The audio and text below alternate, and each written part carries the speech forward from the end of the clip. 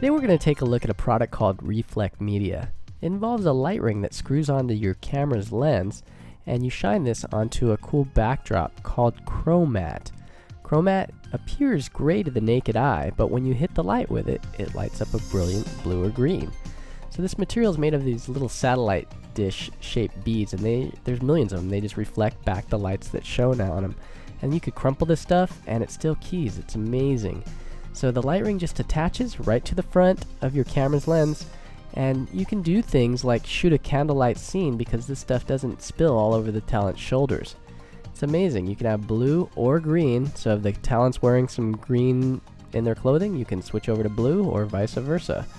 Very cool. You don't have to deal with all the heat and the electricity of some huge lights. You just throw this light ring on the front of your camera and boom, there you go. And it doesn't matter what camera you have, because there is a light ring adapter that lets you screw a 58 or a 72 or an 82 millimeter filter right onto the front. And here's what the 7 foot by 7 foot collapsible looks like. You just pop it open and lean it against a wall, and there you go. Also included is a controller that you can use to vary the intensity of the LED lights coming off the camera and hitting the background. Here's also a new product called Base Mat that is used to let you get walking shots. So here I am training my dog how to sit, and this stuff's just made out of a mouse pad like material.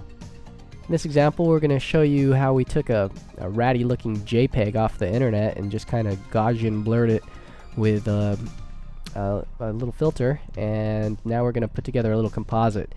Here's Yvonne sitting up at the studio in Seattle, but we're going to put her in Hawaii, and we can do that very inexpensively with this system, and we can do take after take after take because we're in the comfort of our own studio. So we've got her hair blowing in the breeze with a fan, and we just dropped out the background using the Matinee plugin, and easy as pie.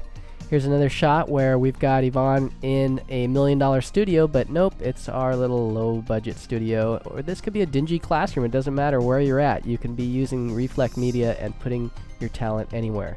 One of the things I like to do is really light the scene to make it look real. So one of the things you can do is take notice of what is in the background. If there's a light in a specific location or a window, you can do things like this. Throw a little bit of a blue light on the person's hair and shoulders, and this just makes it appear all the more real. So the idea is to make your chroma key believable. You don't want to overlight something, or if the sun's on the left, put it on the right. So you want to make sure that your lighting is in the correct location.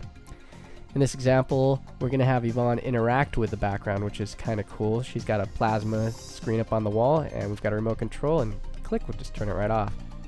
Now, if you had any doubt about the use of this material, this is how great this stuff keys. This was shot in our studio, nothing special here.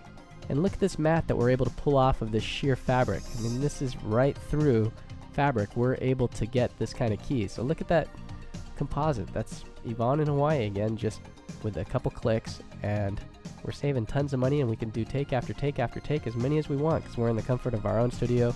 We're not paying for a facility. This stuff is just awesome.